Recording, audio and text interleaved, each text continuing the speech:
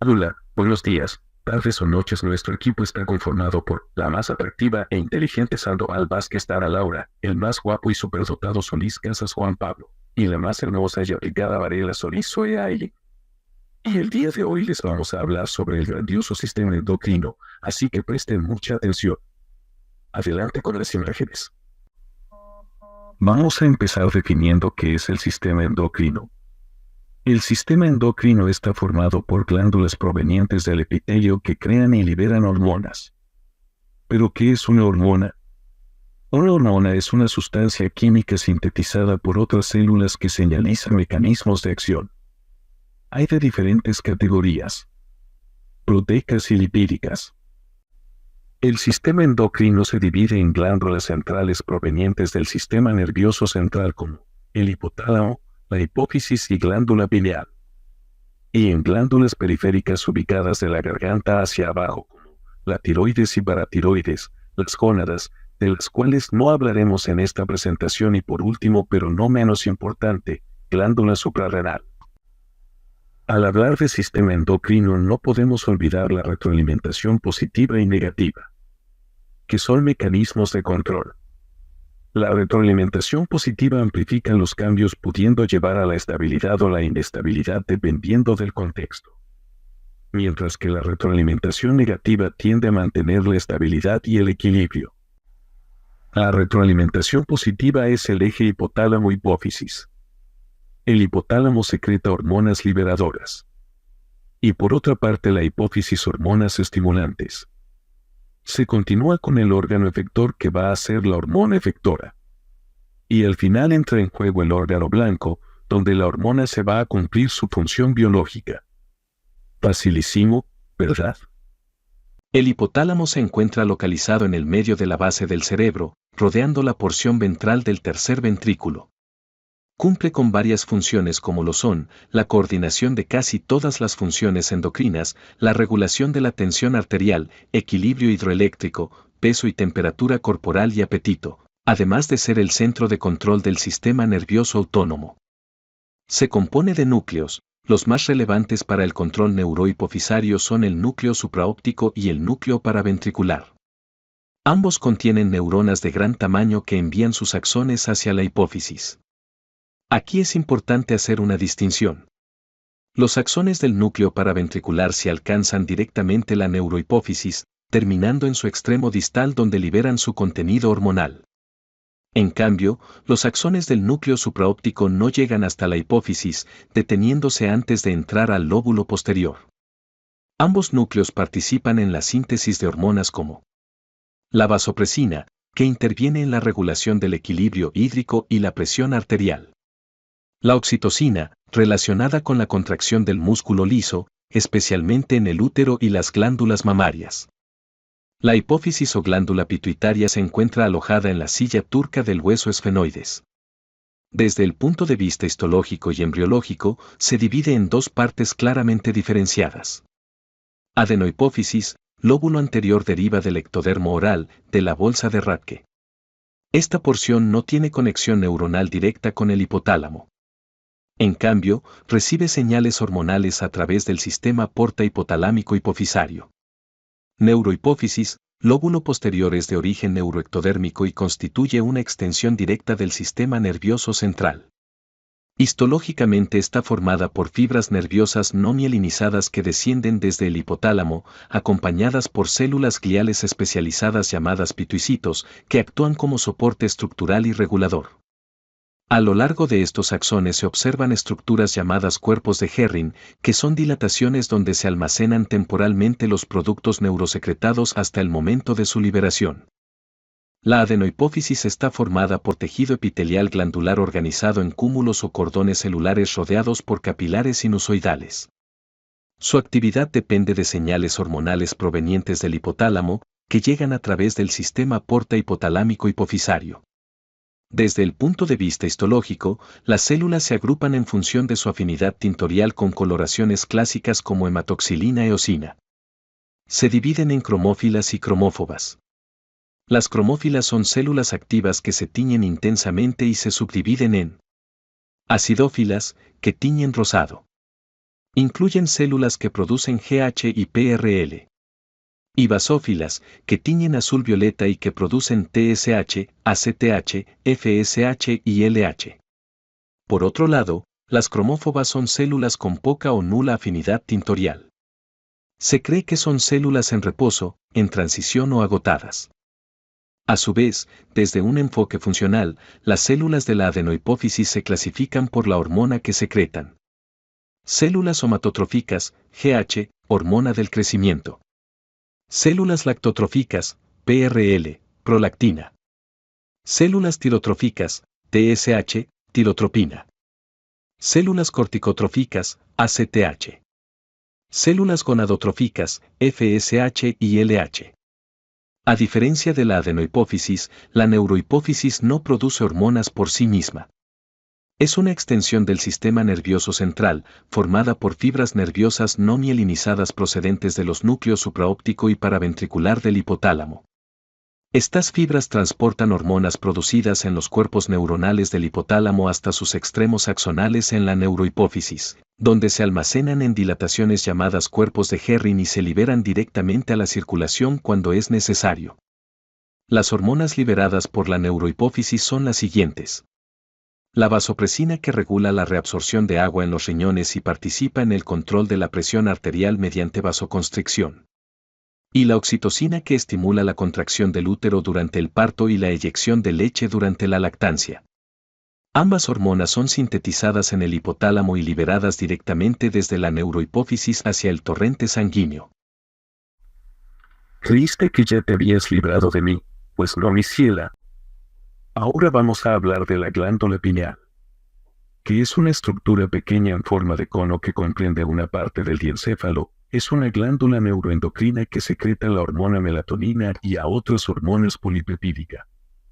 Su parénquima consiste principalmente en cordones y racimos de pinealocitos y en astrocitos de soporte como las células neuropiales. Los pinealocitos son neuronas altamente modificadas que van a secretar a la hormona melatonina en la red circundante de capilares fenestrados.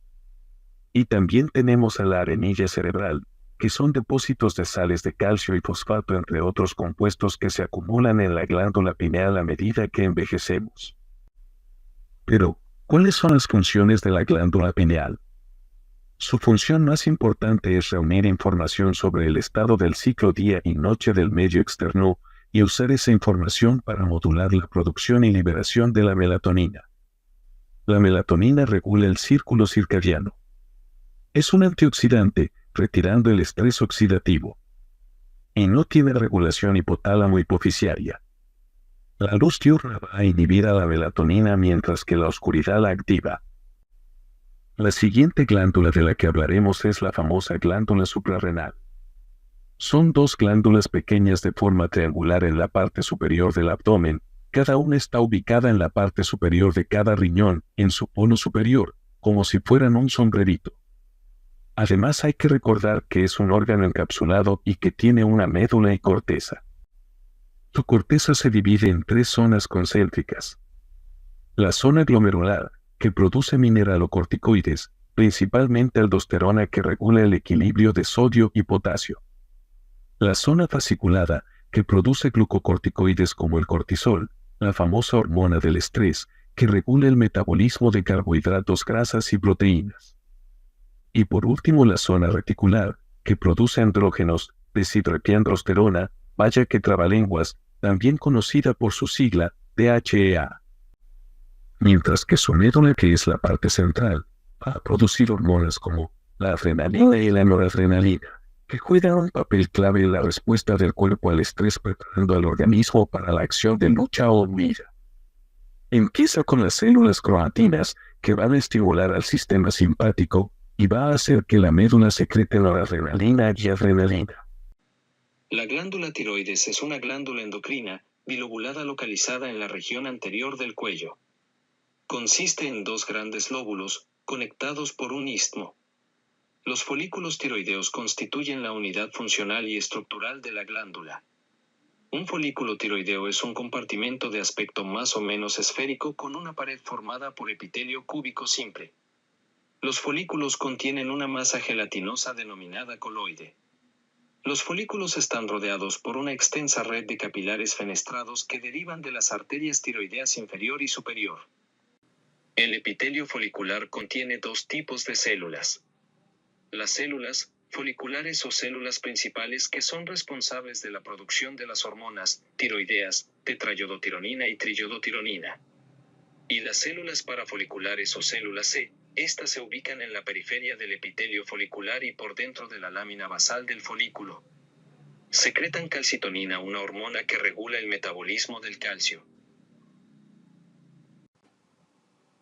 El componente principal del coloide es la tiroglobulina, una forma inactiva de almacenamiento de las hormonas tiroideas.